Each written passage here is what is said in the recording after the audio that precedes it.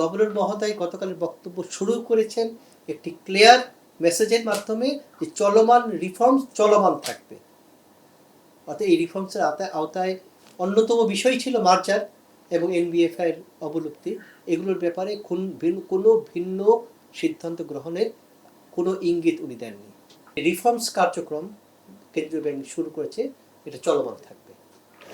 প্রথম clear message. তারপর বলেছেন যে নবনির্বাচিত সেই সরকার তাদের একটা অন্যতম ম্যানিফেস্টো ছিল যে 18 মাসে 1 কোটি কর্মসংস্থান সৃষ্টি করা। গভর্নর মহোদয় এই বিষয়টা উল্লেখ করে বলেন যে কর্মসংস্থান সৃষ্টির ক্ষেত্রে ব্যাংকগুলোর সহায়তা প্রয়োজন, ব্যাংকগুলো যাতে সহায়তা প্রদান করে। ব্যাংকগুলো অবশ্যই বলেছেন তাদের অবস্থান থেকে সর্বোচ্চ সহযোগিতা করবে। গ্রাম প্রত্যন্ত অঞ্চলে এরকম অনেক জায়গা আছে এক একটা প্রোডাক্টের জন্য বিখ্যাত। উনি বলেছেন যেমন সিরাজগঞ্জের লুঙ্গি, অষ্টগ্রামের পনির, সাতক্ষীরার টেরাকোটা, এগুলো মাধ্যমে এক একটা অঞ্চলকে ব্র্যান্ডিং করা যায় কিনা।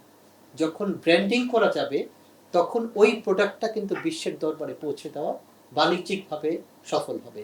এই কাজটা করার জন্য ব্যাংকাররাই পারে সঠিক ভূমিকা পালন করতে। এক্ষেত্রে শুধু ঋণ প্রদান করাটাই ব্যাংকের একমাত্র কাজ না, উদ্যোক্তা সৃষ্টি করা এবং উদ্যোক্তাকে প্রোডাক্ট তৈরি থেকে আরম্ভ করে সেটা রপ্তানি পর্যন্ত পৌঁছে দেওয়ার ক্ষেত্রে সহায়তা করাটা হবে ব্যাংকের কাজ। এইভাবে যদি আমরা নতুন নতুন প্রোডাক্টকে আমাদের রপ্তানি তালিকায় ইনক্লুড করতে পারি, তবে স্বাভাবিকভাবেই আমাদের রপ্তানি বৃদ্ধি পাবে। রপ্তানি বৃদ্ধি পেলে আমাদের কর্মসংস্থান বৃদ্ধি পাবে এবং কর্মসংস্থান সৃষ্টির যে পলিটিক্যাল কমিটমেন্ট এই নবনির্বাচিত সরকারের আছে সেটাও তারা অ্যাচিভ করতে পারবে।